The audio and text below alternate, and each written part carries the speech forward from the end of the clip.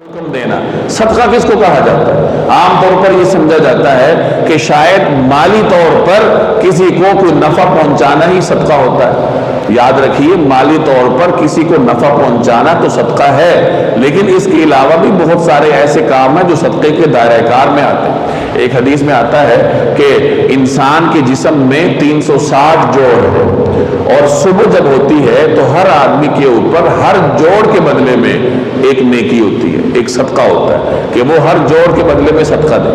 اب اس پہ پھر یہ سوال پیدا ہوا کہ ہر آدمی اتنی وسعت کہاں رکھتا ہے کہ وہ 360 جوڑوں کے عوض میں صدقہ دیتا پھرے؟ اگر صدقے سے مراد مالی صدقہ ہی ہو تو ہر آدمی تو اس کی استطاعت نہیں رکھتا۔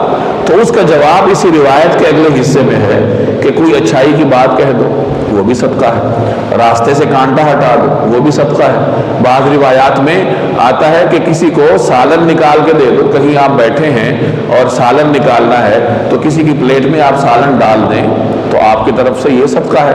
یعنی صدقہ جہاں مالی ہوتا ہے وہاں جسمانی بھی ہوتا ہے، زبانی بھی ہوتا ہے۔ آپ نے کوئی خیر کی بات کہی تو اللہ کی بارگاہ میں وہ آپ کی طرف سے صدقہ شمار ہوگا۔ راستے سے کانٹا ہٹا دیا، یہ بھی اللہ کی بارگاہ میں صدقہ شمار ہوتا ہے۔ لوگوں کے درمیان صلح کروانا، اصلاح معاشرے کی کوشش کرنا، یہ بھی اللہ کی بارگاہ میں بطور صدقے کے آپ کے نامہ اعمال میں درج ہوتا ہے۔ تو یہ صدقے کا دائرہ کار ہے۔